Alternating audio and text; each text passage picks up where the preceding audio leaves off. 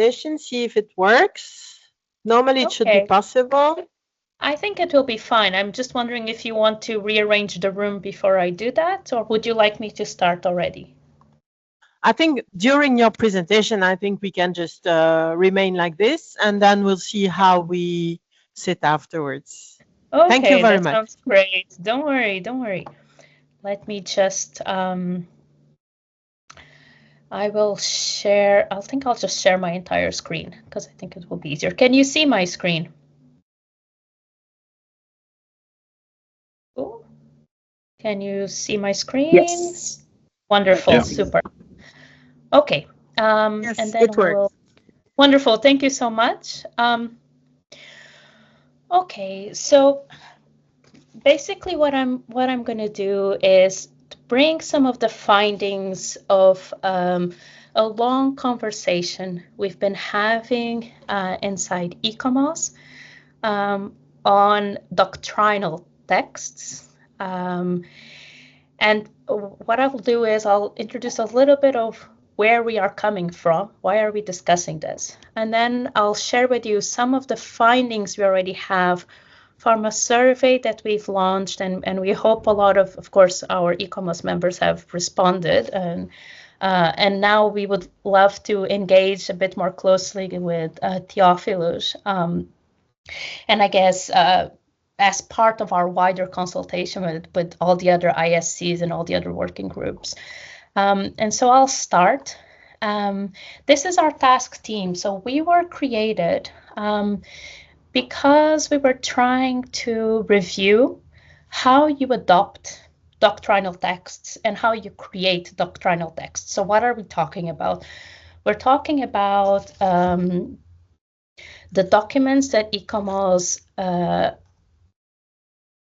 let's say, passes through a resolution on its triennial general assemblies. They are known through different names. That includes charters, it includes guidelines, principles, and I forgot the fourth category. And anyway, so these are the documents that, and there's a reason why I forgot the fourth category, because in the discussion of how we should facilitate the process of adopting and creating these documents, we've realized that actually there's a lot of conversations going around the term doctrinal texts and the categories. And so what we did was we've divided our work into several phases. And the first phase led us into a discussion of the terminology and theory that lies behind the creation of these documents. So we've launched a survey to ask the members what they think, and that's a little bit what I want to show you today. You can see that we've divided the conversation into the three languages, the three working languages of ADCOM. And we've had different responses depending on the language people speak, of course, which is also quite interesting and quite important. But where does this come from? So basically, when we started to understand why do we have the documents that we have, documents that people quote, that ADCOM is known for, that provide us guidelines and a basis for work. These documents have been distinguished by different levels of importance. And so, again, what we currently have is charters, principles, guidelines, and documents is the fourth one. And you can see that they cover different topics, different subjects. They are adopted differently, and they have different formats and different aims. And their relevance is also different because in some cases, you cannot alter their names. In other cases, you can alter it. And so they work quite differently. But when we started looking at what ADCOM has produced since its beginning, there has been no consistency at all in how we give names to documents that we produce, and how they are shaped and what they look like. And from there, we've realized that, okay, how do we know the impact that our organization has in discussing conservation and safeguarding of heritage when we don't know how to measure and how to understand the use of the documents that people are giving to what we create. And so if we don't know what's going on, it's very difficult to understand what the impact is. And that's where the conversation started. And so when we went more deeply into the documents, we've realized that there's a long discussion on how we name them and how we conceive of them and how we think about them. And so that's why the first question we've did in our survey was, well, what is the notion of doctrinal text and what are we doing with it? And we've realized from the members that responded to us is that the term doctrinal text raises some quite interesting conversations, and the majority of our respondents say that perhaps it doesn't reflect, we're talking about the term, just the term. It perhaps does not reflect what we think ICOMOS is at the moment. So that's one of our preliminary results of the survey. And the second question was, well, if it doesn't reflect, should we change it? And again, the majority of people, and the reason why we're also presenting these numbers is that, well, we know that these conversations need to be there, but we also need to understand how members see it. Of course, we're not going to do anything without people's opinions. And so we've realized that the majority of respondents also said, well, yes, we do think that it should be changed.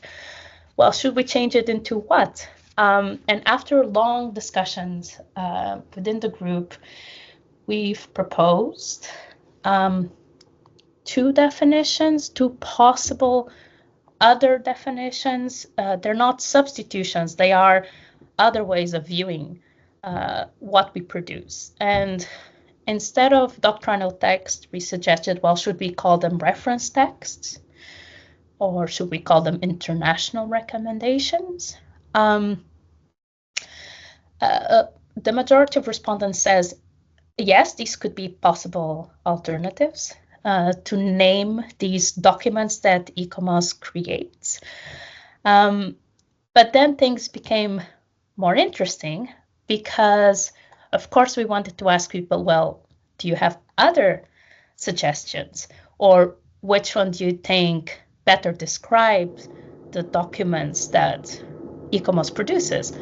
And that's where the different languages came up with different suggestions. And as you can see, we are missing a lot of suggestions from the Spanish-speaking community that we were hoping would be more engaged, because we can see that and even from the French-speaking community, we can see the differences. Whereas the English-speaking community that responded to our survey said, well, perhaps we can call them international recommendations instead of doctrinal texts.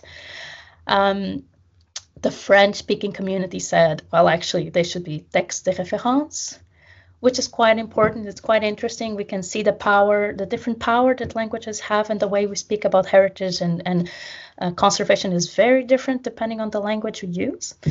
And our colleague who responded in the Spanish section said, well, texto de referencia might be a possibility. And so this is a little bit why we've invited TheoPhilos to have a more personal conversation like we're having now, is because this raises quite a lot of questions of how, of course, ICOMOS is portrayed and is seen. Let me pass to questions 5 and 6. So, okay, if we've asked people if there are other acceptable alternatives, and if people had alternatives, what they could be. And again, we've shown that in French there was a preference for texte de référence, but people were also interested in using the word principiel and programmatique, which is quite curious. And in English, we also have differently international reference texts, guidance documents, core principles, or frameworks of reference. So we know that the concept of doctrinal text is raising a lot of conversation, and we know people are open to alternatives. The question is, how do we decide which ones and which alternatives? of course, we've asked, and this is where I would like to acknowledge my colleagues who are here. Of course, all of this is the work of a large group of people, and Samir and Brandy were amazing at helping us with the analysis and with the presentations and with the understandings of what we were getting. And we still have some work to do for the qualitative analysis of the responses, but these are some of the interesting tensions that we've seen. And of course, in French, our colleagues said that we should perhaps revisit the origins of doctrinal texts, but we really need to clarify who are we speaking to when we talk about these documents. Who are these documents for? Who is ICOMOS creating for? And we need to recognize that these documents have a role in shaping the discourse and power that ICOMOS has in the field of heritage. Above all, these documents should also be open to revision, and they should respect cultural diversity. So this is the contributions, some of the main contributions that our French-speaking colleagues provided when asked, what are these? How should we move forward? And then our English-speaking colleagues said, well, they've agreed that the term doctrinal is a bit outdated and has this idea of a dogmatic space. We need authority, so we need the documents that we create to have authority, but without perhaps the rigidity that they've had so far. These documents should be defined as a consensus, as best practice that are regularly updated. And here, heritage, of course, was framed as commons by our colleagues who responded to the English-speaking section of the survey. And they can be used as evidence and good practice instead of facts and science. And I'll show you the definitions that we are discussing in the end, because I want you guys to see first what are the discussions. Above all, they should be accessible for people, and that means their language should be accessible. The documents that ICOMOS creates need to be accessible to a variety of people if we want them to have an impact in the heritage of different regions and of different localities. Again, the text should be authoritative, but not dogmatic, and this is the shared agreement between our French and our English-speaking colleagues. It should be inclusive, adaptable, regularly reviewed, and written in clear and accessible language. Now, we know that there's still a lot of analysis to be done, but our task team that was given the mandate to discuss this has to provide feedback in December. We have to give the board the report, the final report, and so this is quite an urgent, ongoing conversation. We've realized that there is a majority in favor of changing the term doctrinal text that is used to, again, refer to what ICOMOS produces and passes through its Triennial General Assembly. But there's no clear agreement on what is the alternative term.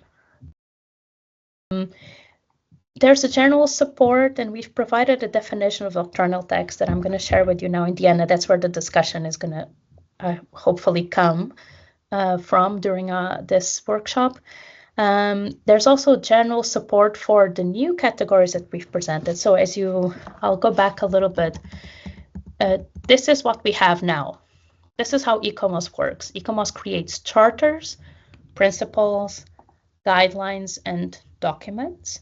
And in the process of reviewing them, we've and again, in that attempt to facilitate and make it a bit more, facilitate the process, make it simpler and more effective, we've realized that perhaps some of these categories are repetitive, and we've proposed new categories. And that's where these findings show that the majority of people kind of agree with the new definitions and with the new categories, with the exception of the concept declarations, which is a new one and that I'll share with you now. That still leads to a lot of talk. And the current definition, and that's where I'm going to go now, This is what we still need to do at the end, but I'll skip to this. And this is where and that's why I wanted to put this at the end, because this is where I'm hoping this workshop is going to address. So currently, the definition of doctrinal text that ADCOM uses is the following. It is a group of ideas which are affirmed to be true, and by which one claims to furnish an interpretation of facts in order to direct action. ADCOM at the international level develops a corpus of doctrinal texts as a necessary basis for conservation policies. Now, we believe, the group, after a lot of discussion, that perhaps we not only need to revisit the concept of doctrinal text, we've also decided to revisit the definition. And the new definition you can see on your right. And there's still a lot of work to be done, but we've decided to say A, and we're not sure again what the alternative would be, but A, reference text or an international recommendation, is a group of ideas, principles, and or recommendations which express the most advanced thinking on cultural heritage protection, use, and awareness, and are based on both scientific knowledge and practical experience. These texts address types of heritage properties and heritage protection activities, and provide an interpretation of facts in order to guide conservation action. ADCOM at the international level develops a corpus of, insert whatever new word, as a necessary basis for heritage protection, responsible use, and awareness policies.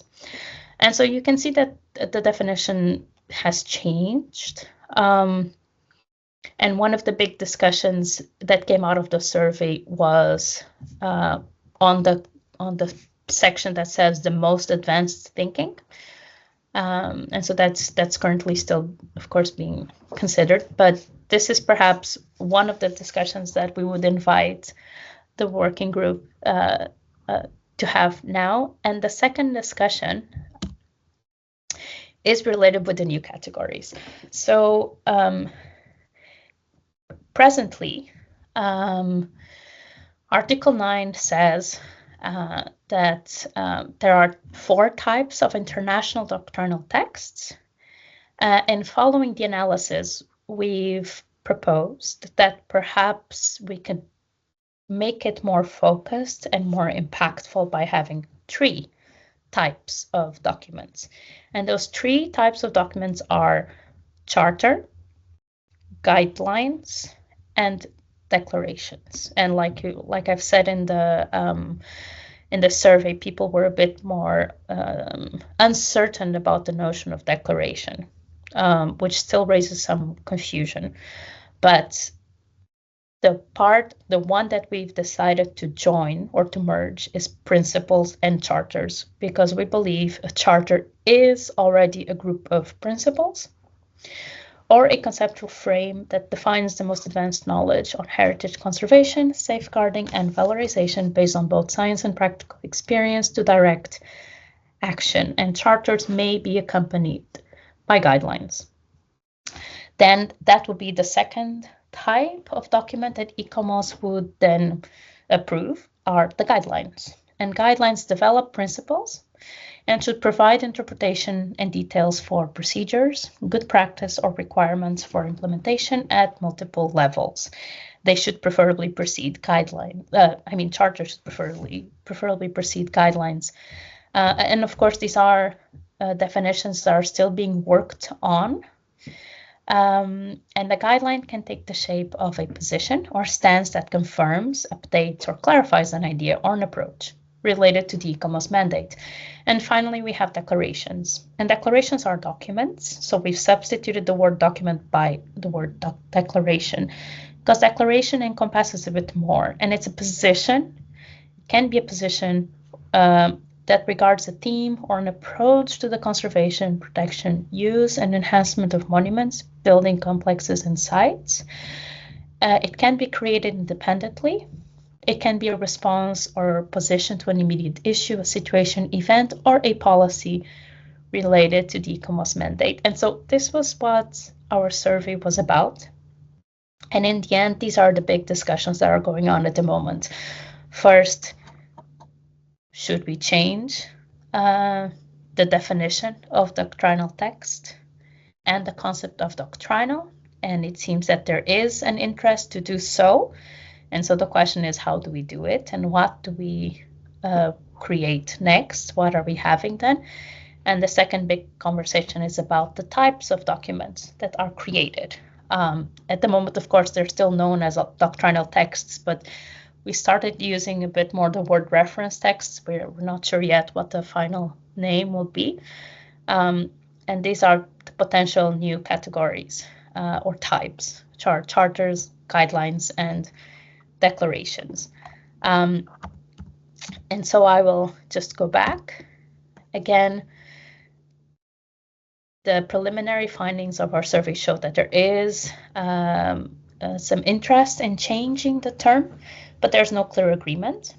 Again, people are generally in favor of the new definition, and they are in favor of the 3 new proposed categories, although the definition of declarations is still raising some discussion.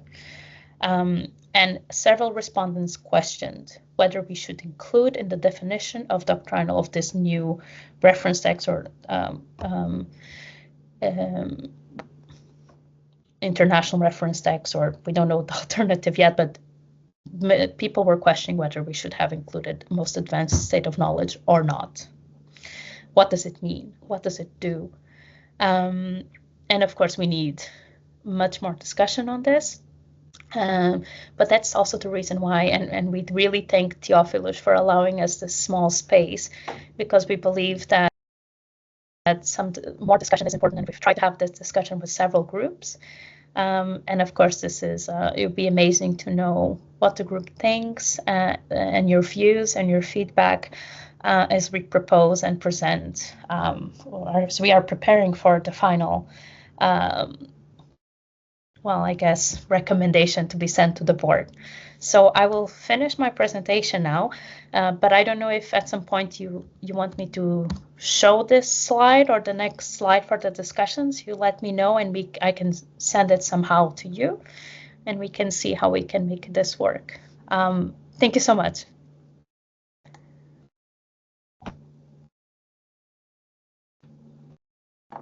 Thank you very much for this presentation. I think it makes the questions very clear we have to address. But what we thought here was also to give the floor to a few people we invited to join the discussion. So there is, of course, Boguslav, who would like to say something. We have here Jean-Louis Luxon, who has been involved for a long time in these kind of discussions, and he might also have a few thoughts to share with us. Jean-Louis, is that the case? Okay, and we also have Jean-Sébastien Misson, who is here, and ICOMOS Belgium, it seems, has provided some feedback about the document, so maybe you would like to say a few words about that, so we are perfectly informed and we have different points of view to start the discussion on the committee on the questions you proposed. Is that okay? So, but I don't know, should we remain like this, or I was wondering maybe we could put the tables let's say perpendicular to the screen, because the camera allows to see us even if we are sitting like that. So I think it would be more, say, conversation friendly, not to sit all in like this. So we take just 3 minutes to change the tables, and then we are back. Sure, thank you so much.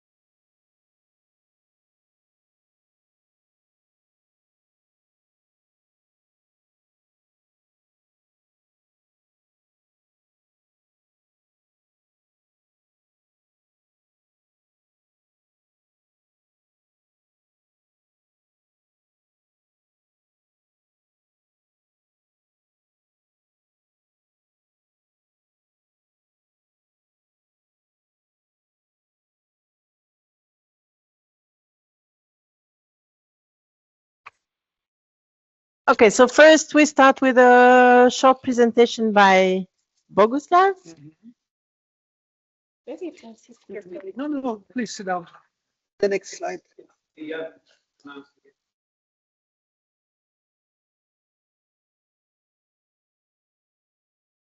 you can just. Okay, that's okay. Dear colleagues, thanks.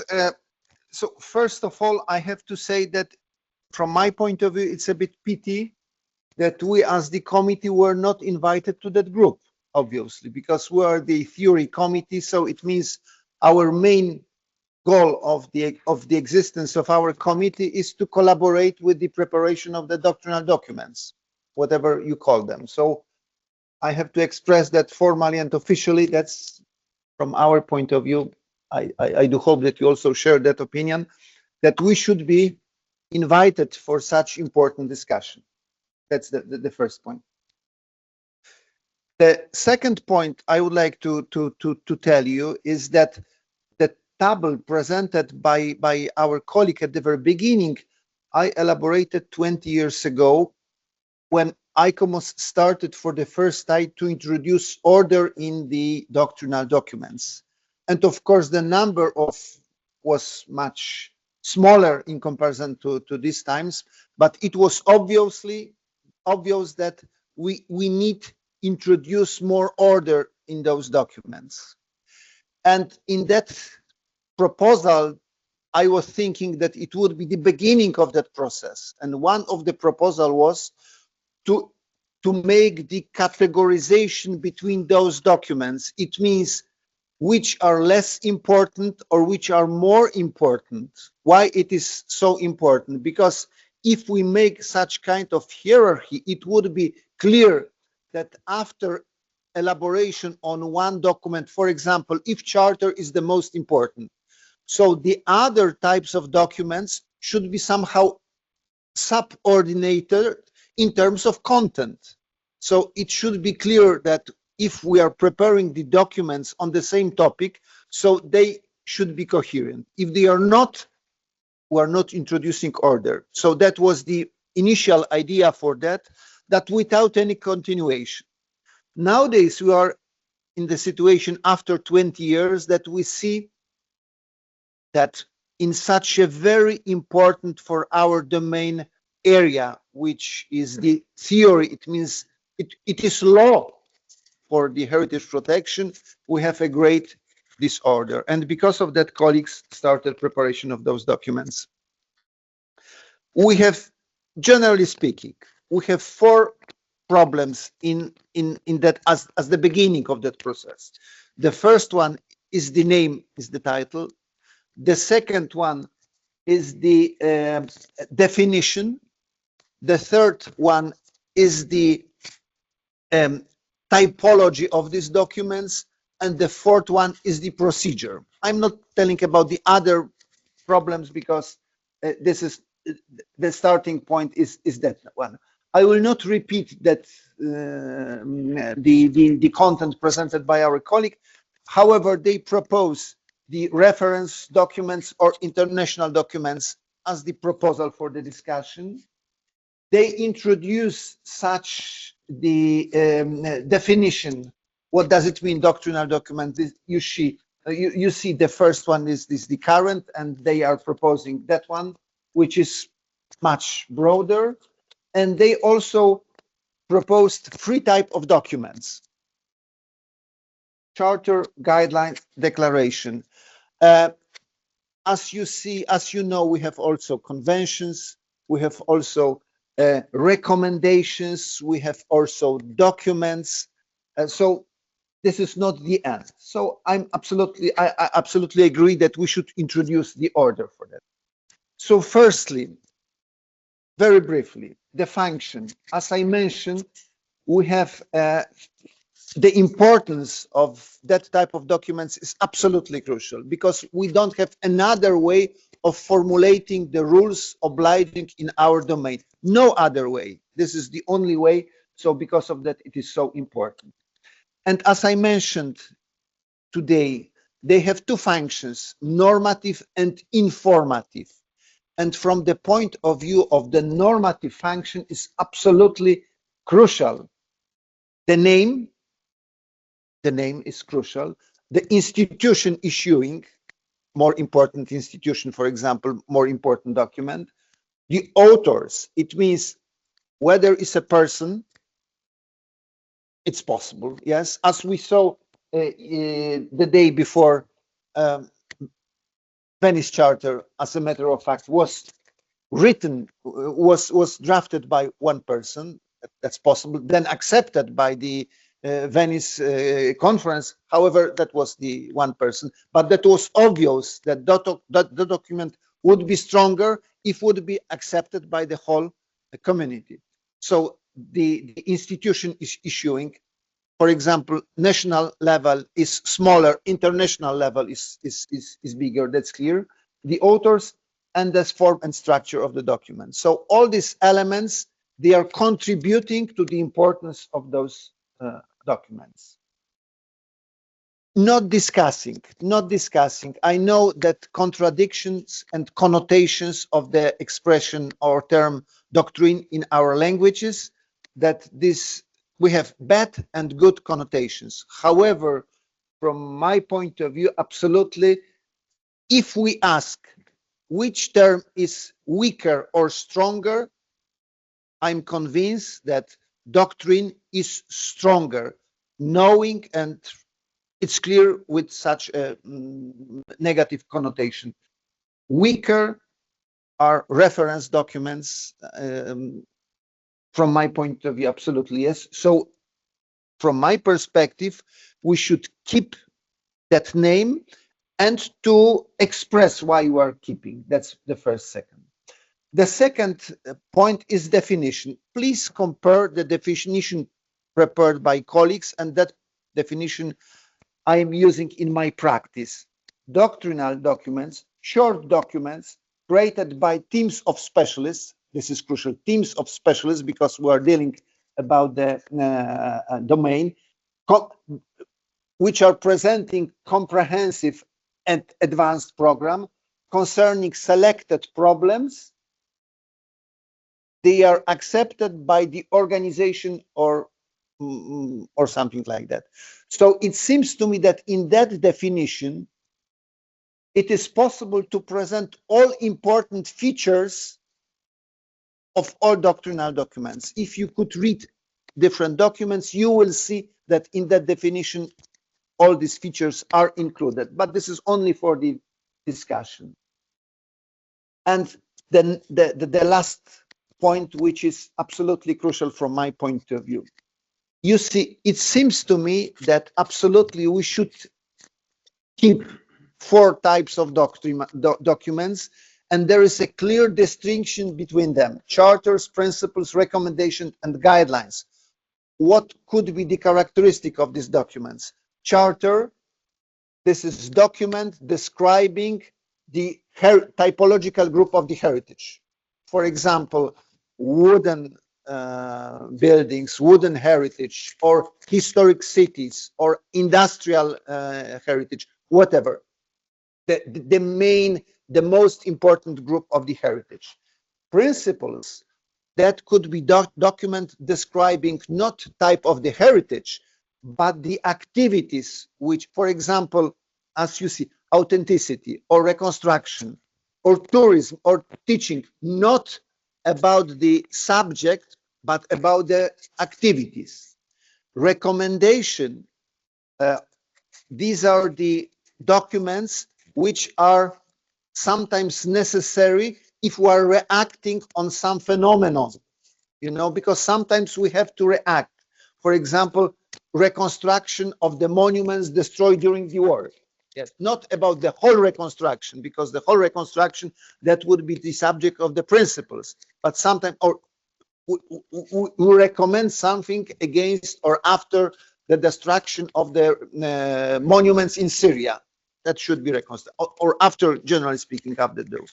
At the guideline, we need more detailed documents. So it means that if we are developing in more detailed way subject of the charter or subject of the principles, then we could present and to develop in the guidelines. And obviously, charter should be not touched. If we, for example, Venice Charter, this is a document of the particular time. If we need another chapter, we are creating another chapter.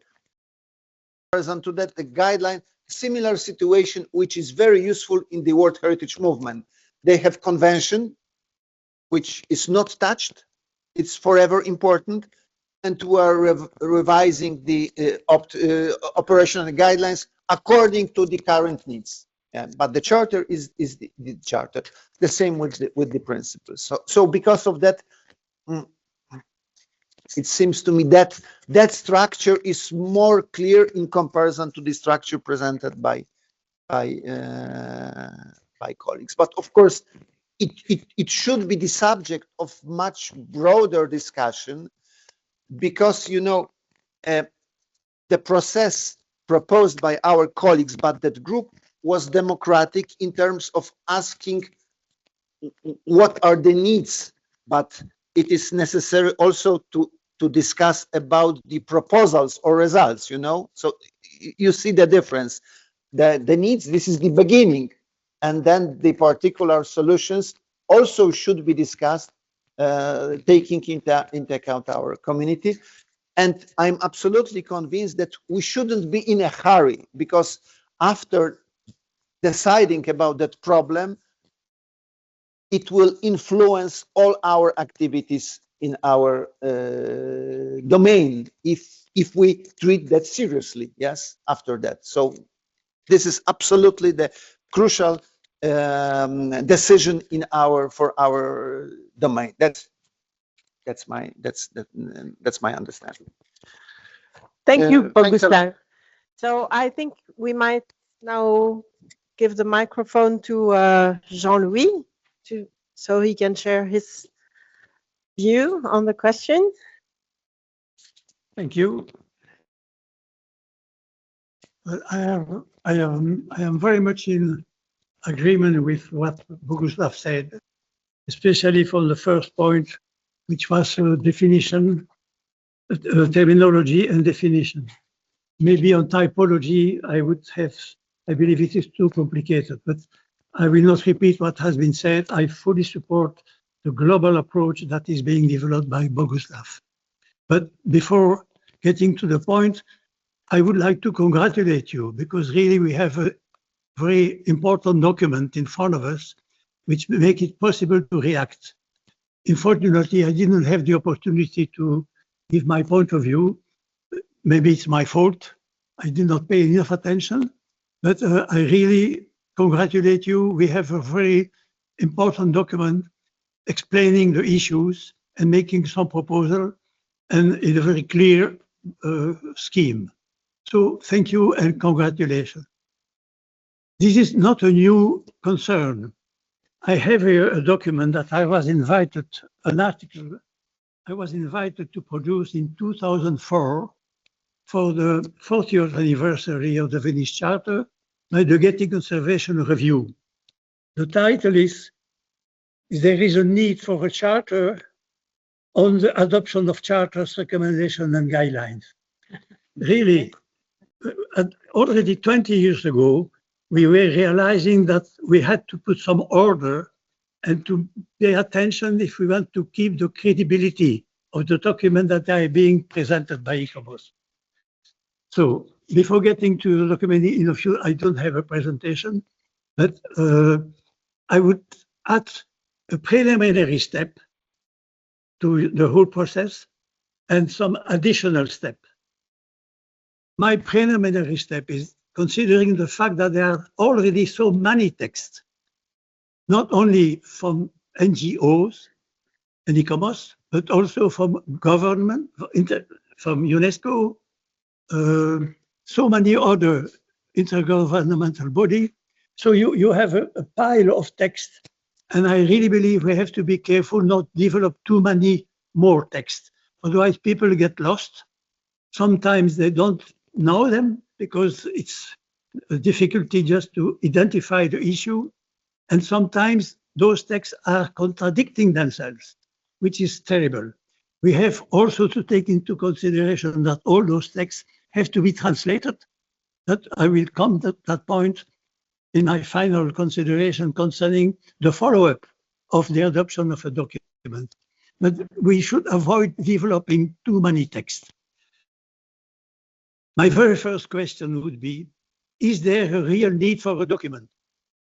Just look whether there is not already an existing document that could be a reference text, in order to avoid developing a document. I have a very concrete examples. In 1986, we did adopt the Washington Charter on Historic Towns. 11 years after the Nairobi UNESCO declaration, the Nairobi was much better and much stronger than the ICOMOS Charter. When we issue such a charter, we lose our credibility. The Washington Charter should be put aside, and we must get reference to Nairobi and now to the historic urban landscape, which is a new provision. We don't need a new charter on historic towns. There are existing documents very well approved with universal acceptance. Don't try to add something from ICOMOS. I would like to give a positive example of the contrary. In the field of underwater archaeology, there was the charter of ICOMOS. That was the basis for the development of the, I think, 2001 convention, UNESCO convention on the underwater archaeology. I think in that way, ICOMOS were really showing the good approach, developing a charter, helping then UNESCO to develop a more normative convention. So we have to in the second case, this is really the role of ICOMOS. In the first case, it was not necessary to have a charter because we had existing text. Another point also, avoiding developing duplication with other NGO. I remember at the time we were wandering in the field of industrial heritage, knowing that there was Tiki. Was it necessary to develop an ICOMOS scheme? We finally decided no, we just refer to Tiki because this is specialized and we have an agreement with Tiki in order to get involved in the development of their own doctrinal text, and we avoid duplication. I could say exactly the same with DOCOMOMO. DOCOMOMO is developing some guidelines. It is not necessary to have an ICOMOS charter on modern heritage. Another example, this morning, the lady from Pakistan was explaining the issue of facadism. I believe we need a charter or a recommendation on facadism because there are existing documents on it. I remember that in Paris, 20 years ago, there was a very important workshop on facadism with people representative from other parts of the world. And we have a document, which is a scientific reference. We just have to refer to it. I'm afraid if ICOMOS wanted to develop any kind of document, doctrinal text on facadism, it would be a danger to be less effective than that. So in many cases, we already have scientific publication on the basis of a workshop or for a special conference. If it is enough, we just refer to it, avoiding to develop our own text. So very examples. My first point is before developing, I would recommend you to have that as the first line, before developing a new text. It's not an existing one because it is useless to add some ideas with a risk of confusion. This is my zero remark. I don't have so many of them, but I will go on. I like the three terms, charters, guidelines, and declaration. So I told you from typology, but I think there are good reasons for Boguslav to bring the four terms. But I think a charter, with your definition, I can agree with it. which is a global approach with the principles. I would include the principles sometimes in the charter because very close to it with the values and the objectives. Guidelines, which is much more practical. And I also believe that principles also could connect to sometimes with the guidelines. I like the guidelines in English, but I don't like how they said it in French, ligne directrice. No, they should keep the orientation, which is the translation of the guidelines from the World Heritage vocabulary. Orientation is the term in French for guidelines. And I believe that aside from charters, which is more global, you have guidelines, which is more practical and more action-oriented. And then we need room for declaration. Sometimes it is necessary for a specific point. Was, for instance, in the case of, I remember the Banyan or the Mostar Ridge was been destroyed. On that occasion, there was a declaration of ICOMOS because on special occasion, we have to take a stand and as ICOMOS explain what is our point of view and give a message. So I really believe that there are some reasons to consider the proposal of typology of Boguslav, but personally, I could agree with your three categories. I would add that I believe that the charters and the guidelines should be approved. This is the procedure at the Triennial General Assembly, because they are very fundamental texts. But the declaration could be adopted in any annual conference, according to what is the actuality and the present issue that has to be addressed. Other points, so many to them. Concerning the vocabulary, I am not convinced by convention because the term is already used mainly for intergovernmental bodies. You have the recommendation of UNESCO, of the Council of Europe, of the World Bank. There are many recommendations. And as an NGO, we would not be listened. They would not pay so. No, there would be a confusion. Don't call our text recommendation because this is a vocabulary of an intergovernmental body. The other proposal is reference text. I believe this is not strong enough. And I really support the proposal of Boguslav. Doctrinal text is something much stronger. By the way, this is the continuity with the vocabulary that we already use. Maybe we could ask, we could say doctrinal text and guidelines, because very global. Why not have the two terms, doctrinal text and guidelines, which gives more practical and action-oriented dimension to the title of those global approach. Not in order not to be too long, I would add one point for after the text has been approved. A charter should be devoted to the dissemination of it. How do we make it accessible to the people, including to the workers and the workmen who have to apply it, and to the architects in the different languages? This is really a challenge. For instance, we should have an agreement to define which is the original text, which is the basis text. Is it English, French, or whatever? And all the traduction should come from the basic text. In so many documents that has been translated from, French to Spanish, Spanish to Portuguese or whatever. And sometimes between two sort of Spanish, you could have differences. So the dissemination and the proper terminology, avoiding confusion in the terms, is essential. And another point also, how to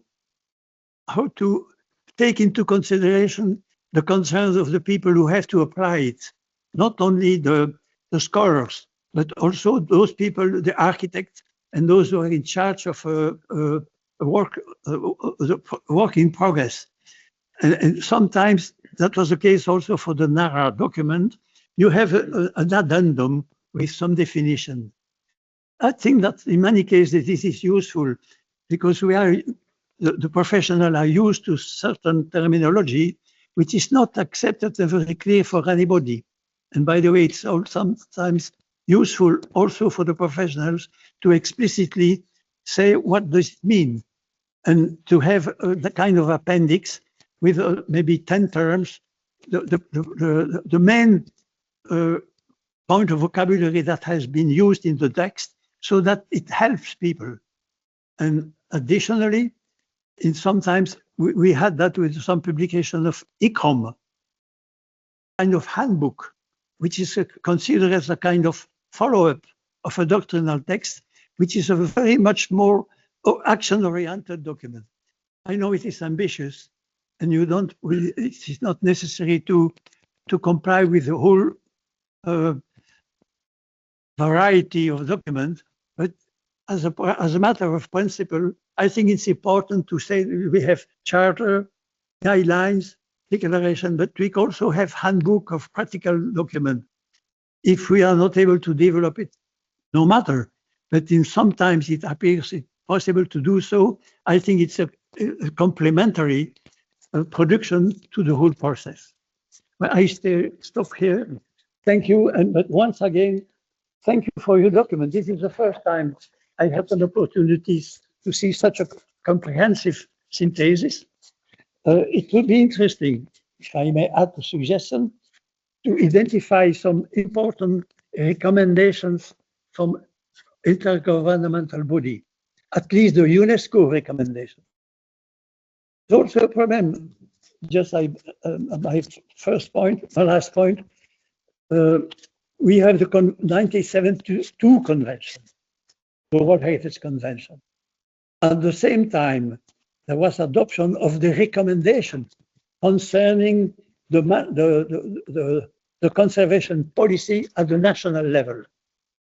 Most people ignore that recommendation, which is a very practical and comprehensive one. And before ICOMOS developing new document, please have a look at those recommendations in order to avoid duplicating it. Thank you for your attention.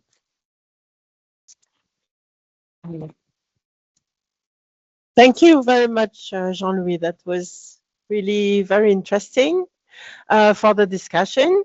Then I think maybe we might hear something from Jean-Sébastien, because, well, he's there as the Vice President of ICOMOS Belgium, who the survey about the document. So it's also interesting to see what was your point of view about it. Hola, Mariana. First of all, I'm happy to see that through your presentation, some of the things that we put in our opinion as a national committee have been integrated. So that was nice to see. I won't go through everything that we said in that opinion. Let's just try to point out to the audience here today a few elements. So yes, first of all, we think that it is very important to go back to the archives of ICOMOS to see and to learn how our predecessors, what was their state of mind and what was their motivation in making a choice to call these texts doctrinal texts, a draft, and to the choice of the wording at that time. Second point is that we should reconsider audience of these texts. Are we writing for ourselves? Are we writing for the broader international community of conservators? Are we also addressing policymakers? Are we addressing any kind? Are we the broader public? Monsieur et Madame tout le monde, as we say in French. This is a Mr. Everybody. So who are we talking to? What is the status of these texts? And what are what's the goal of all of these texts? And it can be multiple, of course. We also think that as we are the ones producing them, have to be at the center of it, but we need help when it comes to wording, when it comes to thinking about our position and how we word our position. We might need some help from colleagues from philosophy. We might need some help from colleagues from linguistics. These are the people who are the most, their practice is to work with concepts when it comes to philosophy and to work with words. And we need their help in the process. They're not going to speak for us, but they're going to help us better understand who we are, how we talk, and how we should convey what we are to within ourselves, within our group, and convey it to our public, outside public. I was happy to see that you did the exercise of splitting up the results from English-speaking colleagues, French-speaking colleagues. Sadly, not many responses from the Hispanic or community. And I am I'm not a big traveler, but I bet that our colleagues from Southeast Asia come from all the Japanese, Chinese, and surrounding cultures, with another philosophical and in a way also religious, because they are, I think, they might talk about heritage in Chinese, in Japanese, in Hindi, in Tagalog. They probably use different words with all the richness of the cultural background of the language. So we have to address Southeast Asia, well, the Far East has to be included and not only be centered around these three languages who, like it or not, are all of European origin, Spanish and French. Because in our point of view, of course, when I talk for myself, coming from Europe. I'm a historian. So, for example, all the philosophy of Michel Foucault, well, he talks about discours. That's very European. And if I were to do it from a European point of view, I would say the doctrinal text, it's the discourse of ICOMOS in the Foucault way of thinking a practice.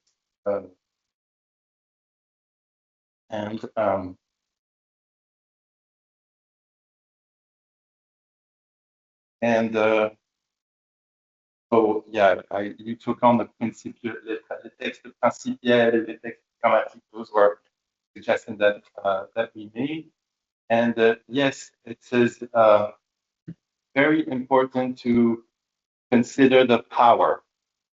I wouldn't talk about norm.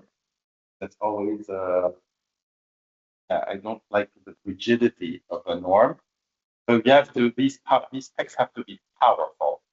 So we have to find the correct wording for them to be powerful, remain powerful, gain in power in coming years. And not because, as we may all know, position of ICOMOS today in the broader international heritage is much different from the one that we had in 1965. We were the only, or we were at the beginning of the modern way of dealing with heritage. Today, there is ICOMOS, there is Europa Nostra in Belgium. You have NGOs in every sub-region, and they are all occupying a place in the landscape. It is very good that we are more every year talking about heritage landscape. We have to remain the beacon of heritage practice. And so it is important that we have to stay it, and that goes through our actions on the ground, but also what we put in words and what we put out there. That's very important. I won't go into the comments on the definitions. I'm happy to disseminate the opinion that ICOMOS Belgium sent to Brian and the group. If you need it for the archives of this meeting and to further discuss. Thank you very much for your attention.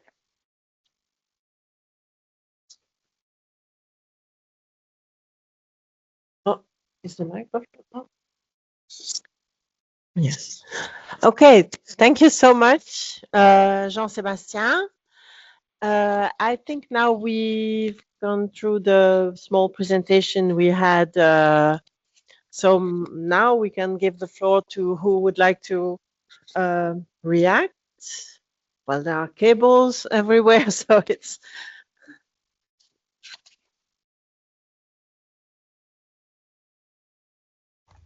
Should I perhaps just give a very small reaction before? I understand someone from the floor wants to say something, but perhaps I just want to.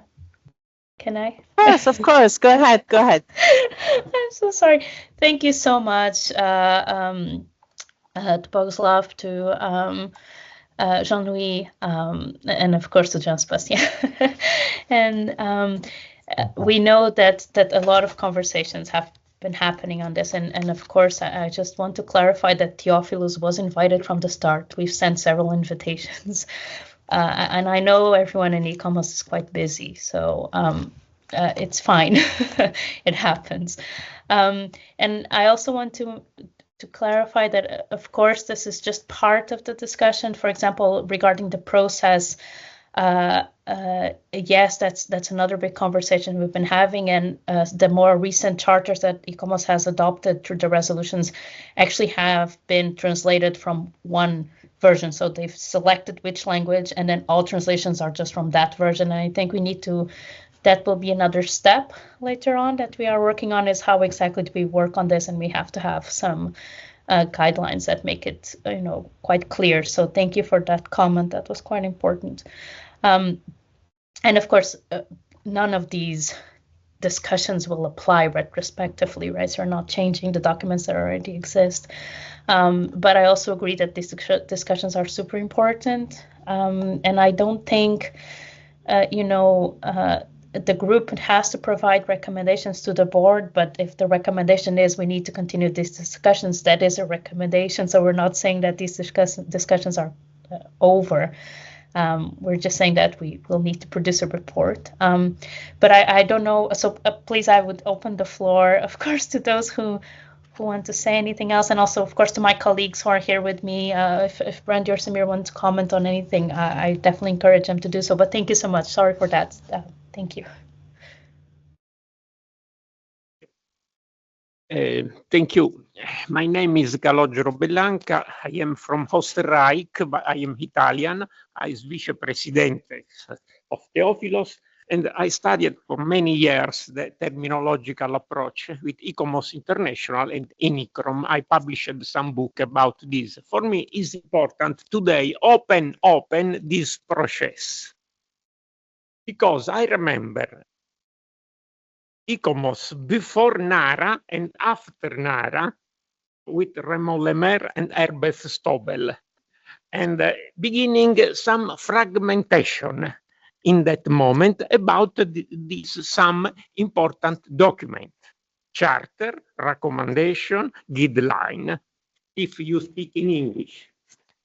And for this is important return to the basic guideline in terminology, because it's important. In fact, if we speak in England or in United Kingdom, it's used conservation, The same terminological approach in USA is preservation.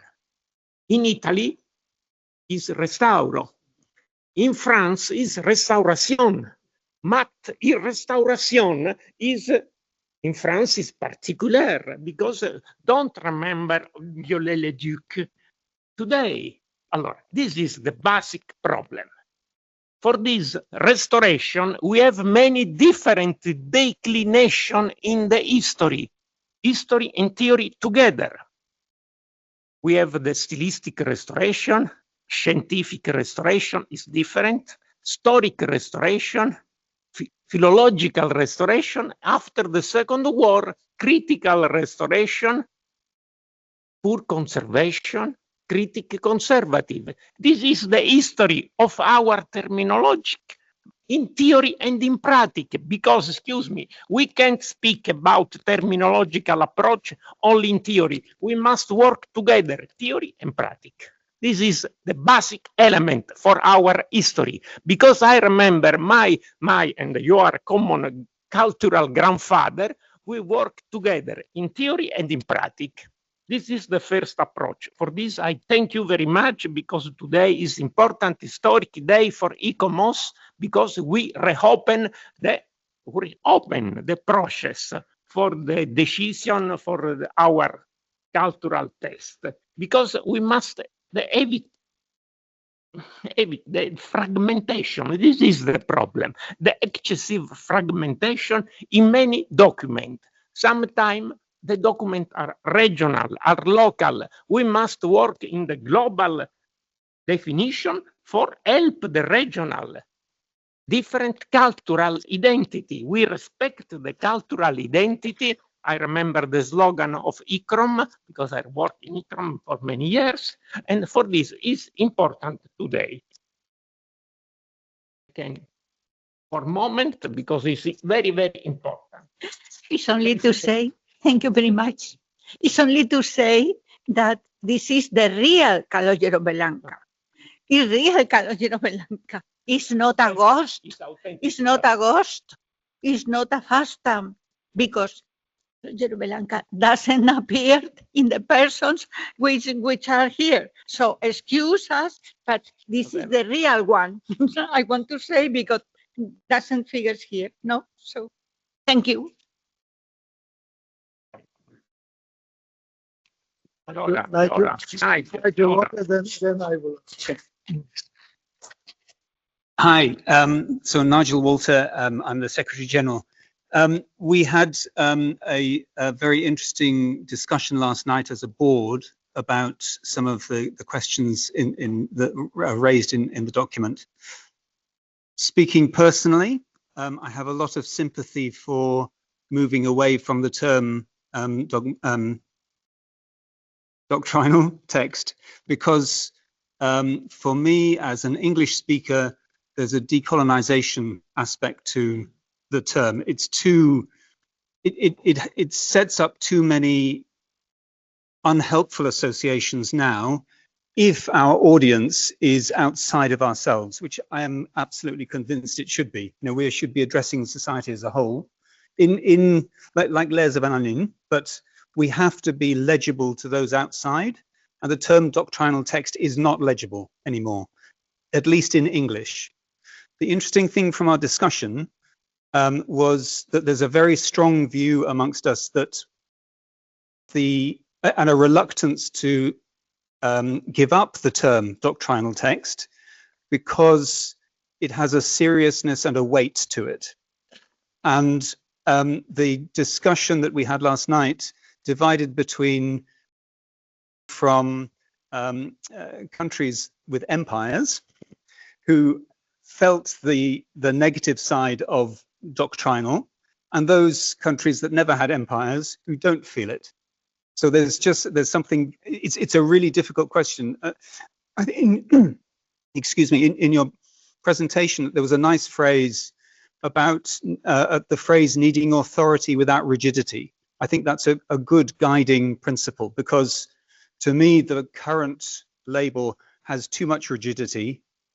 It needs to be more accessible, but it still needs to preserve the authority. So none of us yet knows what the answer is, but we know what we don't like.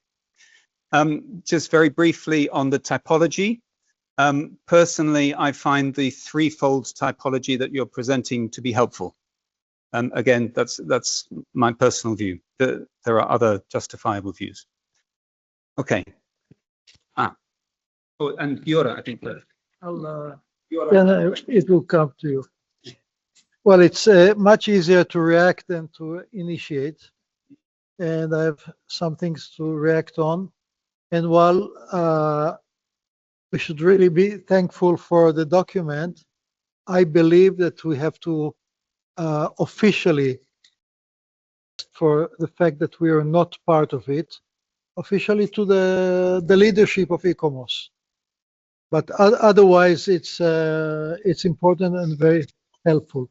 Now, I'm coming from a place which was not an empire, not yet, and hopefully will never be. And so for me, doctrinal texts or papers is fine, but I think it should be the general name for all the different papers, not of a specific, a general one. And then we are going to the other to the typology. I would not even consider declaration, because as Jean-Louis brought the example, declaration would be normally ad hoc for a specific case. So that's okay. That's an historic thing in a point of time, and there was a declaration. So that's a part. Agree that that we are doing it for ICOMOS, and we cannot have a impact on national committees or others who decide to create papers. They should do whatever, but we have to be really the leading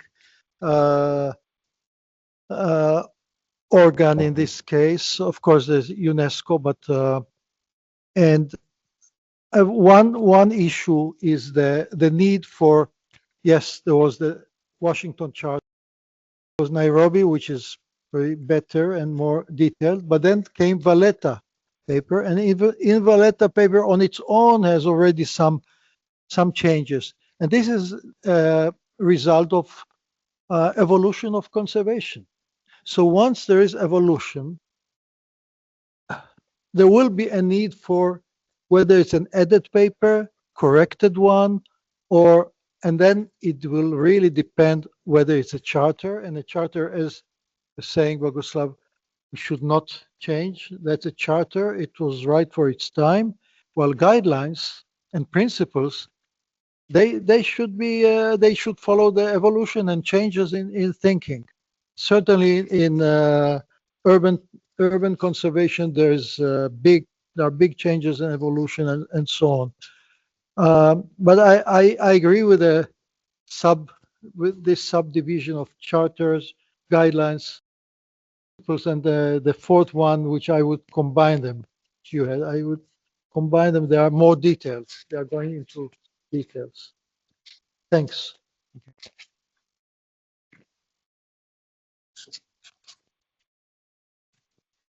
Thanks. I really agree with the idea that we have to understand what are all these documents. So to understand who write them, when, for what. So this is the first moment, is the most important one. If we think about the name charter, maybe we have charter that are not what we think a charter would be. So I think this is important to organize all this, the more important, less important, and the hierarchical system, because when you say NARA, say the idea of authenticity like it is defined in the Venice Charter, there is no definition of authenticity in the Venice Charter. So try to understand all the complex relation between all these documents. And this is really the first one, because maybe we need new text, maybe, but maybe not, because we don't know enough what we have. So this is the most important work to do. And about doctrinal text, I agree with you. I have a problem with doctrine, even in French, because doctrinal text refers to a doctrine that must be shared to use the doctrinal text. So a charter is alone. So a charter speaks only to people that share the doctrine is before.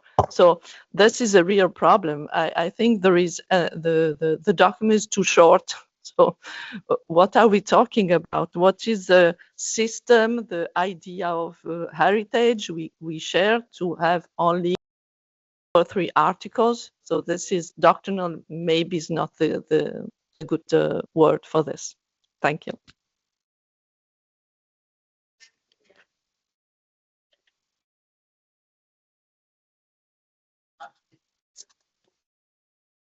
No,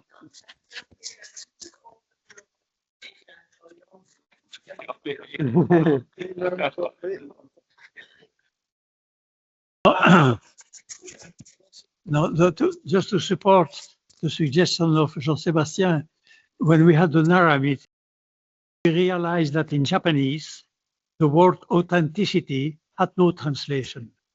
So we were in Nara to speak about authenticity in a country where the local language did not have exactly the same translation, which was just explaining the difficulty of working in another language. I just have one question and a comment. The question is, in some place you speak about the statement, but what is a statement if you document?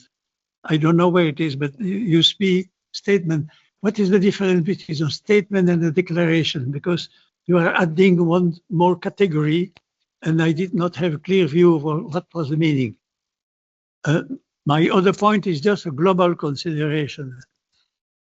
You are afraid of developing norms. I have several examples where in a court, where people were complaining about restoration and difficulty, where there were contestation on the way the work was being done. On the court, in several pages, the justice will make reference to the charters. So this is a kind of soft law that could be very powerful, and we should keep that in mind.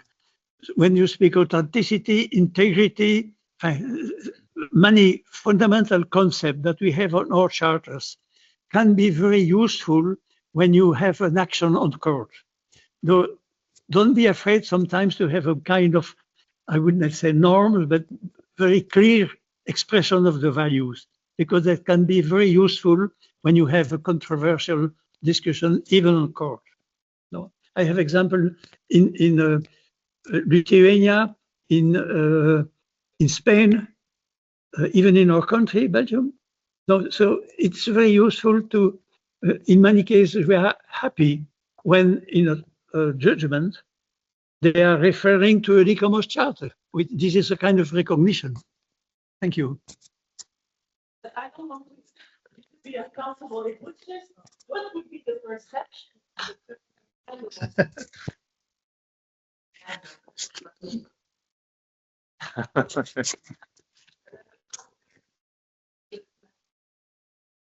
Yes, I was actually thinking about this earlier, because when I publish articles in China, even today, right now, it's difficult for me to choose a right word in Chinese for doctrine. We don't really have this concept in this language, actually, which I think 1 in 6 of the people in our world speaks Chinese, Mandarin, and we don't have this word.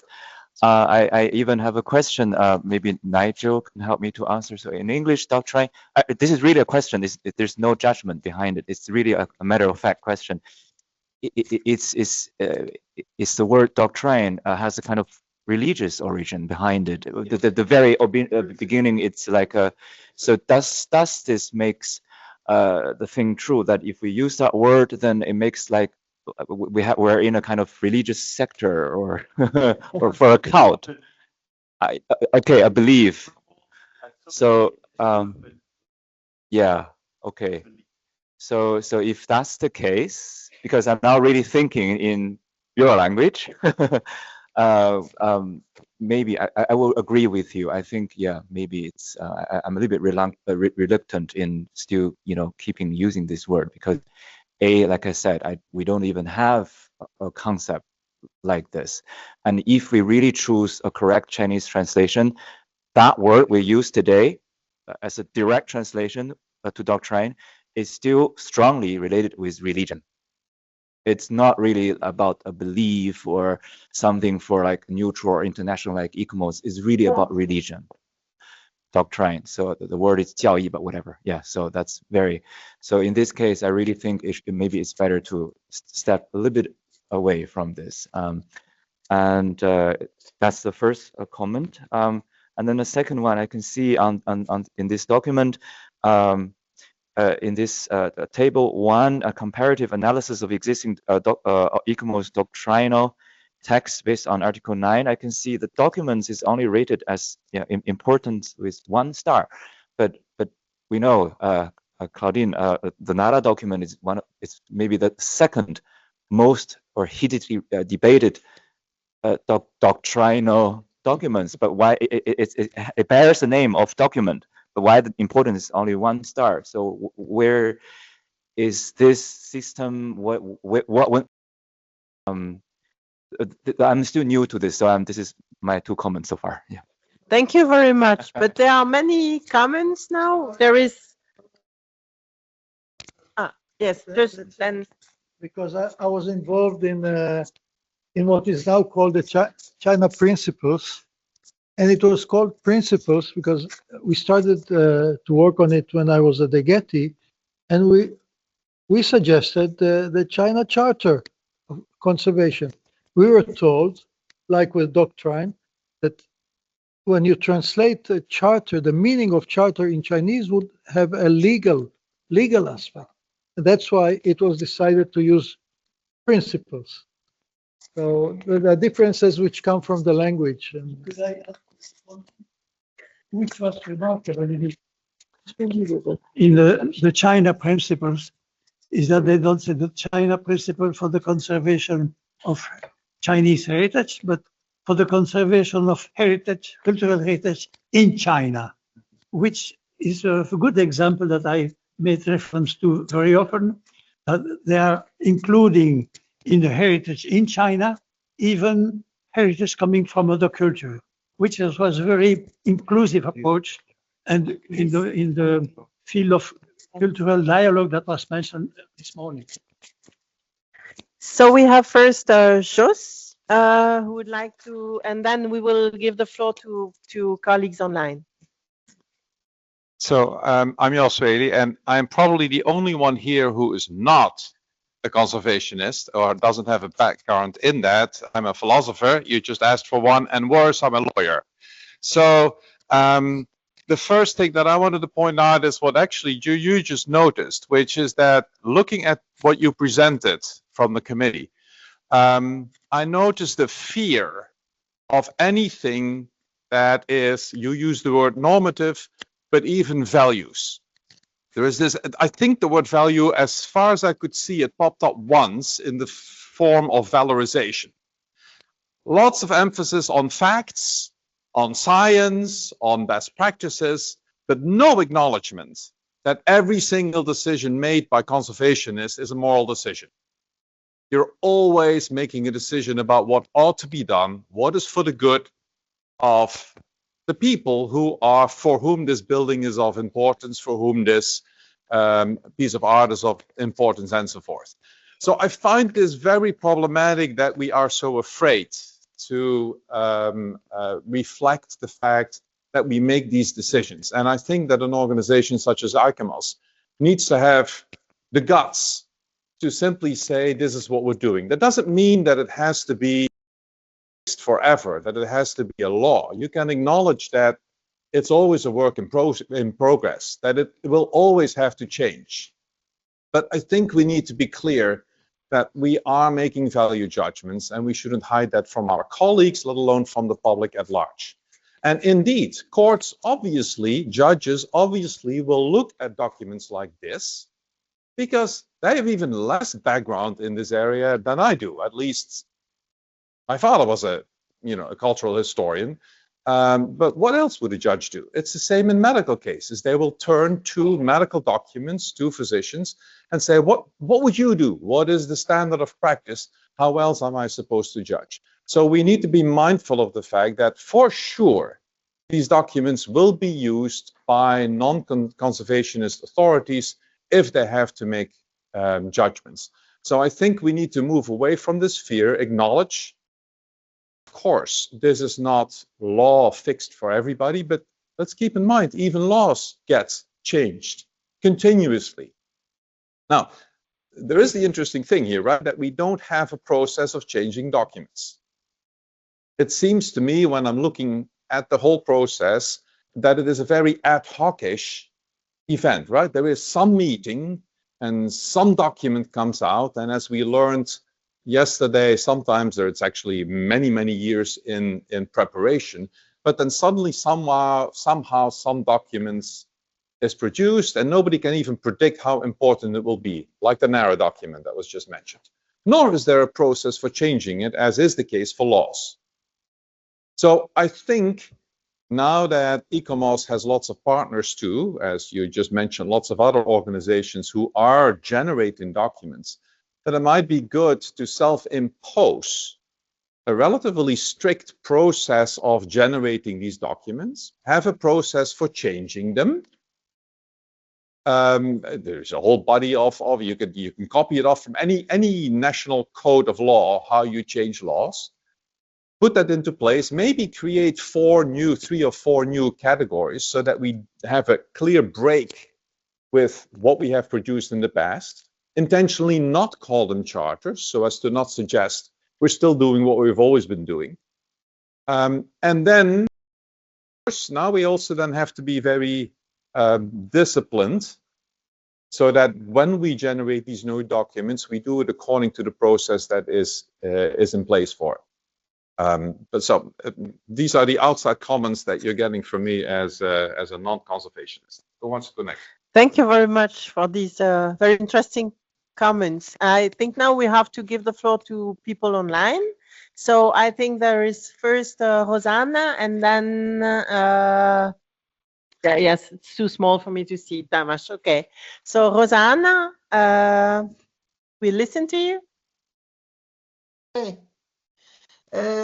Yes, I agree with Boguslav on the aspect on the doctrinal text in the procedure of cultural heritage, function, terminology, definition, typology, procedure, but also I agree with Calogero Bellanca for terminological approach. For example, restoration has the various declinations. For this reason, I think that the local governance is called upon to integrate the adaptive use of cultural heritage into cultural strategy of regeneration of relational values that should involve schools. For this reason, this workshop is very important. Involve schools and all educational institutions. In other terms, the circular model allows to connect the past to the present and the future time, and not merely spatial elements. Thank you. Thank you, Rosanna. And Tamas? Thank you very much. Oh, there's an echo. Maybe you should. Yes, I try to. Okay, now it's better. No, we still have the echo. You should.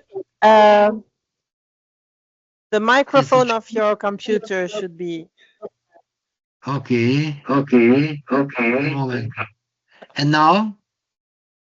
It is okay? Try again. Try again. Okay. Seems to be okay. So, first of all, I really congratulate to this work done. However, I fully agree with what's said by Boguslav Šmigin that it's quite an old story in the ICOMOS, and I can also recall a lot of meetings where I was also a part of the work, and finally there is there is a specific feeling when we have the gathering in ICOMOS at the end to produce something. And I do believe it's not really good. So I join my voice to those who go back or step back one step, and starting with before producing any kind of documents, we have to really prepare. It is really needed. It is have to be done by whom, by which institution. So I don't want to repeat all of things you were already said, but I want to underline one important point. I don't know how to deal with when the NARA, the document was finally adopted. It was not called charter. I can recall all the part of this discussion. Maybe Jean-Louis was able to do that, but it's maybe not necessary. And it was one of the reasons behind it was that it was very complicated to find the right word. What is it exactly? And the main message of NARA document is that each and every culture or region has to deal with in own approach on authenticity, and as far as I know, it's never done. So it was a good suggestion, a proposal, and I raised this issue because, at least in my country, some very clever architects colleagues are just using this NARA document as we have to follow the situation which is really the normal in Asia, which is a crazy approach, because Hungary is a European country. So back to the most important thing, we have to discuss a lot about the how to say the name of different groups of guiding documents. The most important, not the name. In ICOM or ICOM, they called it standards and guidelines. I don't know, maybe it's not really good for us, but I want to tell you that please don't waste too much energy on the name of documents. The most important thing, the efficiency of documents. I give you an example on the Venice Charter, which was born before ICOMOS. You can recognize that Venice Charter, at least in Central Europe and specifically in Hungary, it was always criticized, and maybe not everyone is happy with that, but it always telling us, people of monument care, the time has came, you have to deregulate Venice Charter, which is ridiculous, because it's not a binding document. It shows that the power of the Venice Charter is high, and this is the main issue. And maybe I don't know about the continuation of this process. Certainly it has to be continued, but the first thing maybe to one by one try to put in different how to say boxes the already existing documents, and I don't know about exactly how the advisory committee works, sorry to tell you, but this is in my view, this work has to be done by the specific international scientific committee like TheoPhilos, and also strong support by the advisory committee. It's nothing to do with it's not a criticism about the work already done, because I highly appreciate this work. It's a very good basis for the forward continuation. But I do believe that even for ICOMOS, it's a bit sad. I saw the number of answers, and one in Spain, some 17 or how many, or 44 in French. So I do believe it's really a shame to ICOMOS that the people are not ready to react. I know that even in national ICOMOS committees, the situation is more or less similar, that not all members are working hard, but we do have almost more than 100 national committee and quite a number of international scientific committees and about 11,000 people. So I was a bit sad. Maybe I don't know. Sorry, I can't recall I was responding or not, but I do believe that with this start, with this already presented document, we have to continue in a much more efficient way. Thank you very much. Thank you very much. I think Yasmin would like to talk. Could you pass her the microphone? Yes. Thank you. Thank you. Is the blue light? Yes. Yeah. Okay. Yes. This is Yasemin from İklafi, first of all, and I would like to express my opinions based on my experiences, first of all. I agree that what we are discussing here is the documents that are considered as soft law. And don't forget, we are preparing this also for courts, because once I'm invited in a court as a legal expert, and while I'm writing my report to the judge, I refer to these texts, and they are very influential on the judge's opinions, because laws, national laws, cannot cover everything.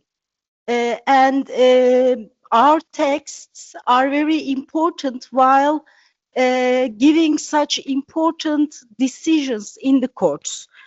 Therefore, we shouldn't soften the position of ICOMOS. The names should be strong and should reflect the authority, because the documents are really very important. We have to keep this in mind. Of course, rigidity and its different meanings in different languages, again, based on my experience, because I've been in the publication process in our Common Dignity group that translated into different languages, and I've been together with the translators. It is really difficult to find a common ground for when we translate the terminology.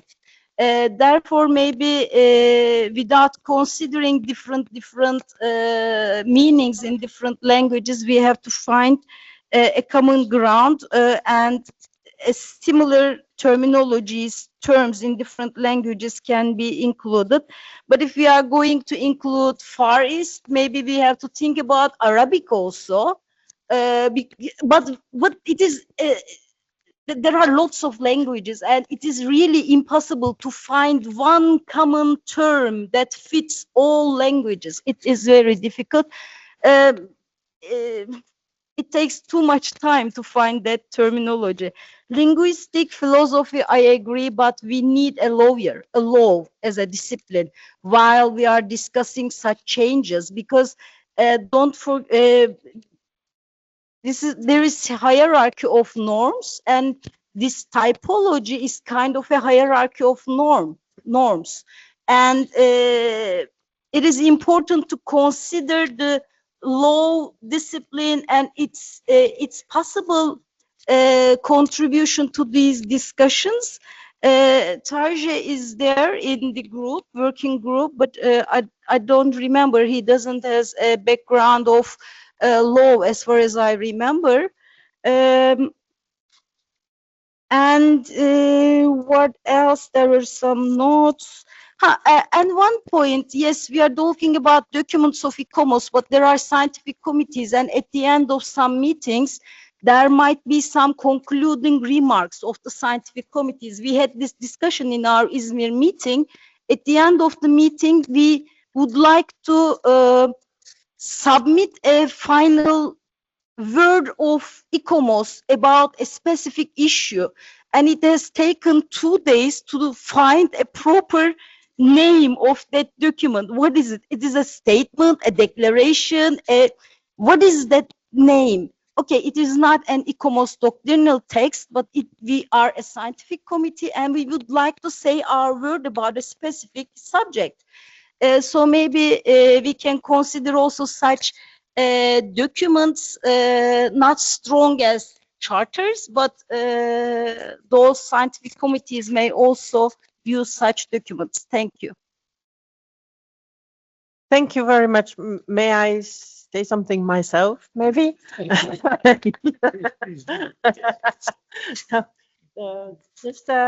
Well, about the name doctrinal, I've been thinking about that quite a lot. And at the same time, I do agree that we might have to abandon it because of its very rigid connotations in a global world and also in this post-colonial perspective, and also the image of e-commerce, because I think we have quite a controversial image, I think, not among ourselves, of course, but in the world of conservation in general. So I think that sticking to that term might really not be something positive for the image we have. But at the same time, I also think that the alternative terms which are proposed are really very weak. I would agree. I think recommendation, I don't remember who said that now because many people have expressed themselves, but I think recommendation, it's a term that exists already in the UNESCO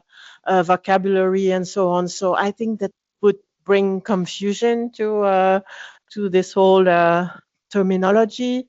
And reference text, this is really too weak, I would say. So I don't have the I don't have the solution to this problem, but well, this is what I think about it. And then a second thing is that, coming back to my presentation of yesterday morning, you weren't there, Jean-Louis, but I emphasized that, in fact, in history, during the 31st years of e-commerce, you really see connections between different documents adopted by different international bodies. And I completely agree with you about the Washington Charter, which came very late after the Nairobi recommendation, which is not talked about a lot.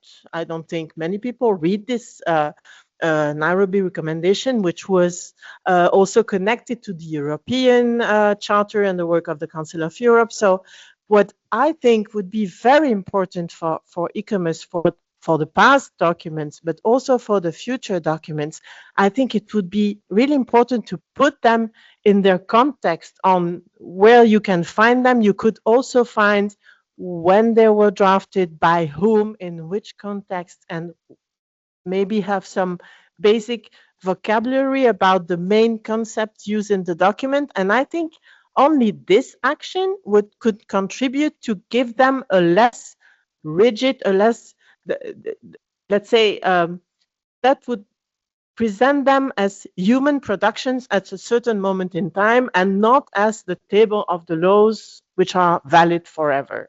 So I think that it's only a way to present these documents, but I think that it could be something that would keep their content while presenting them in a softer and more contextual way. But of course, this is my point of view as more or less a historian of these doctrinal texts. So I would appreciate, of course, if for every text there had been this this context explained and so on. Now we have to reconstruct this context from now. But for the future text, that would be nice to document really the process and to know who took part and what were the concepts used and what did they mean. And so it would be useful also for the translators of these documents to know what did they mean in this document by this word and so on.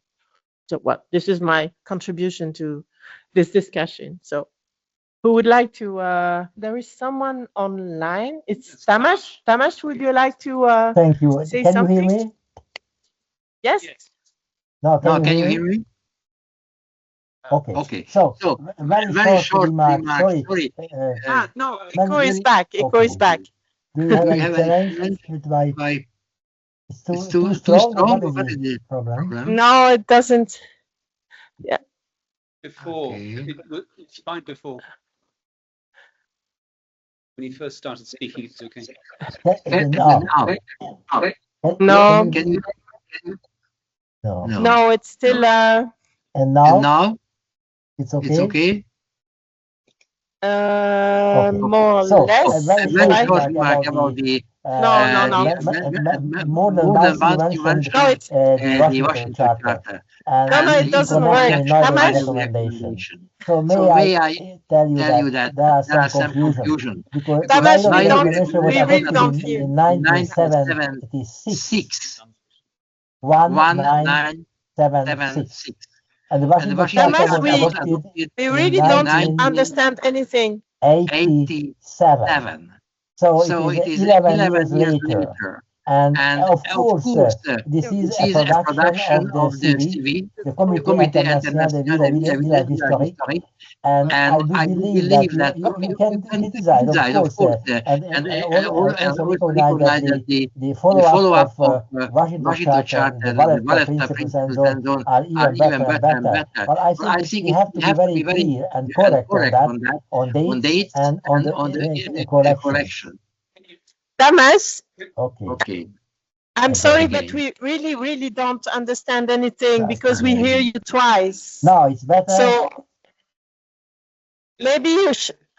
Yes. you should quit Yes. the. Yeah. No. Can You you should hear me? Yes. Can you hear me? try again. Try. No, I try again. It's okay for you now? Yes. It's okay. So just very shortly, the Nairobi Declaration, so-called Warsaw Nairobi Declaration, was adopted in 1976, and the Washington Charter was adopted in 1987, 11 years later, as a production of ADCOM's Scientific Committee on Towns and Villages. And of course, it was followed much later by Valletta principles and so on. And today the committee works on a new one. But I do believe it's not so correct to criticize the Washington Charter and not mention that it was 11 years later and in a different context. We had producing this charter, we had help from Monsieur Michel Parent and even the Gerard Bola, one of the redactor of the UNESCO World Heritage Convention, was also a part of the game. So sorry, I have to tell you, because I recognize that it was initiated and produced by the committee led by András Roman that time. So I do believe somehow it is important. I understand your point that the Washington Charter is already maybe updated. Okay, but just be correct. Thank you. Thank you very much. I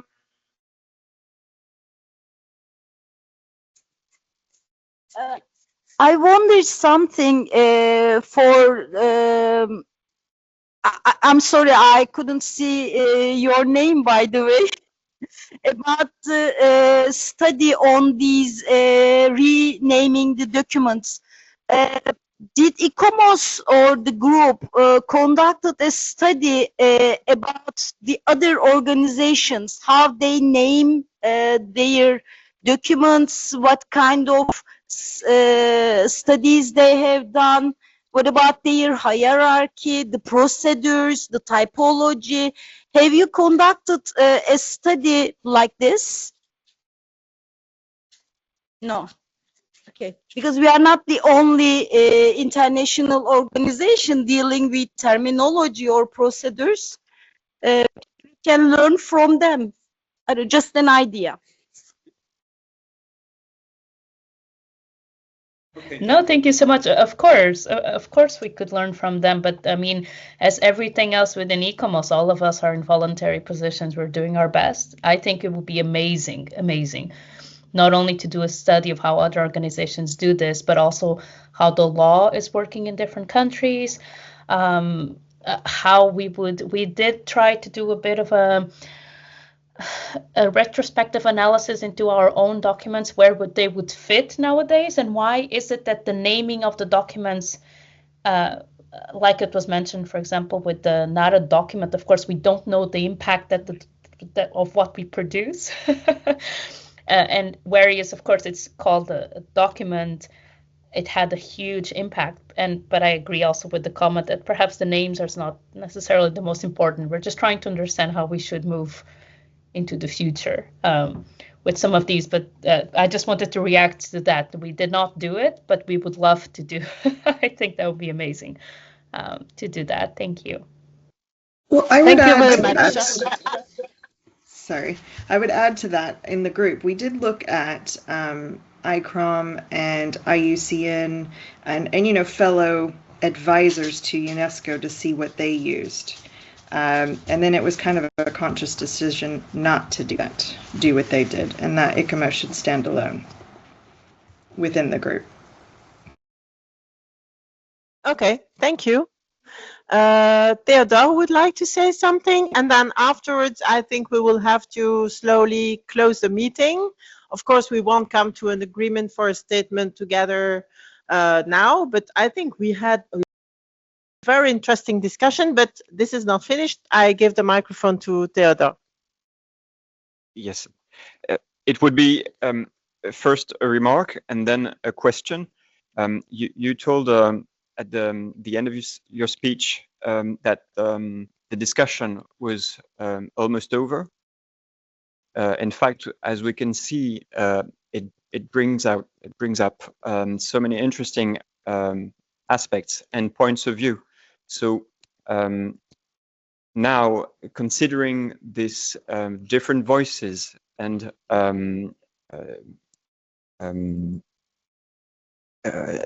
this diversity of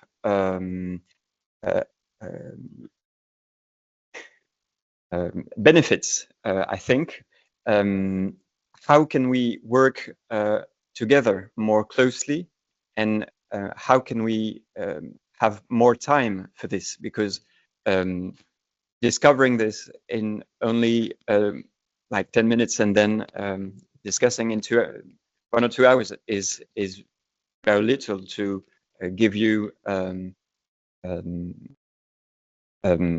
well, a response that could have enough weight and validity. We would like, I think, to be able to play our role with more time and more distance to think of all this, maybe to think of those issues, discussing with one another, and for you is also to be able to work more closely with you both, with your team task, your task team, sorry, is what has been your methodology? We have been listening to you and we saw the tables and stuff, but we don't really know, we still don't know whose initiative is it, where does it come from, how long have you been working on this, and how can we take part of this adventure efficiently, in fact.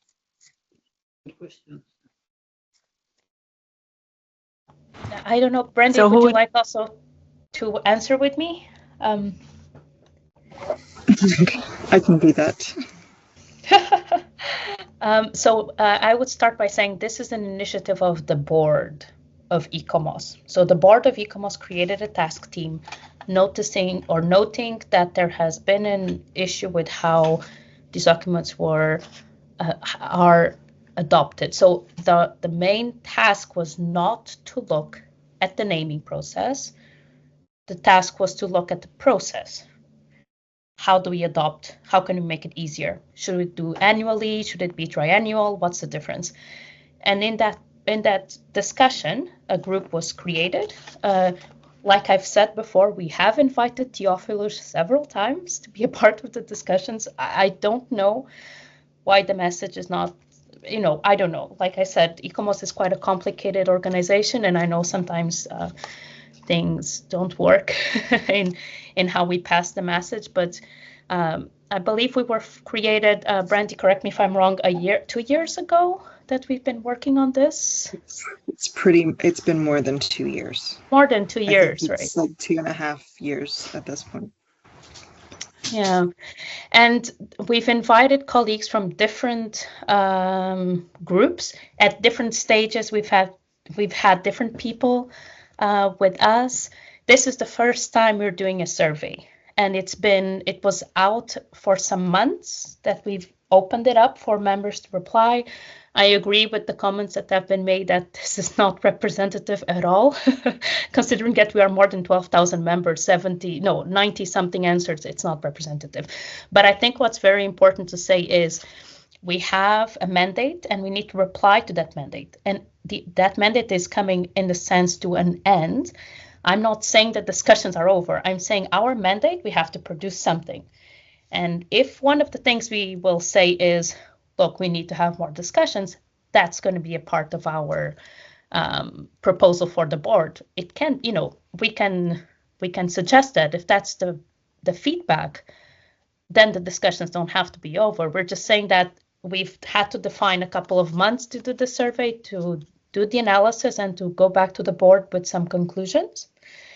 And of course, we understand that this is quite important. This is quite a big discussion, philosophically, theoretically, and in practice. And so I hope, we would have hoped that more members would have replied to us.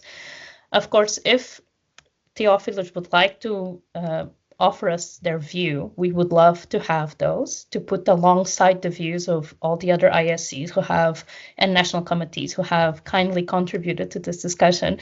We need to produce the report by very soon. So if you would like to share your views still by the end of today or by the beginning of next week, just because we need to provide some answers in a December meeting we have for the board. I don't know why this has not been more widespread. Like Brandy said, we've been having these discussions for quite some time, and we've tried to open it up as much as possible. But I hope that now that you know that this has been ongoing, please do send us any views that you have on this. The more diversity of opinions, the more impactful it will be. So yes, of course, please. And we acknowledge as well that we really need to bring forth more language diversity. We followed the 3 official languages of ICOMOS, but please, Southeast Asia would be amazing. Our colleagues who speak Arabic would also be very important. And again, our Spanish-speaking colleagues, we need more diversity on this. And so we really want to push for that. But I don't know if Samir or Brandy want to say anything else, but that's... Thank you, Mariana. It's Nigel speaking again. Yeah. So that's really helpful. We're going to close the meeting, but just to be clear about process, so between Bogusław and Gronia, the agreement is to provide feedback early in December. We cannot possibly do it today, tomorrow. Okay. It's going to be early December, and we will do our best to provide you with an appropriate response. Okay. Thank you. And so we are now finishing the meeting. Thank you. Thank you.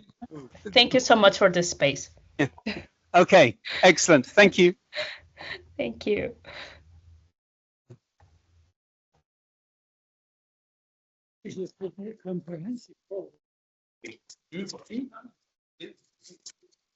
So thank you very much for your presence online.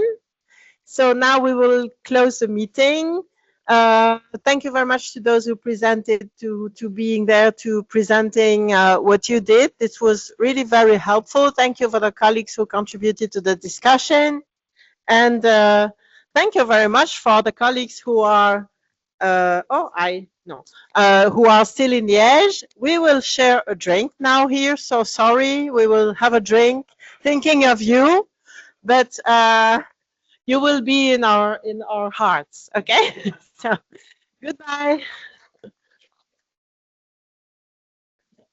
Bye-bye. Thank you.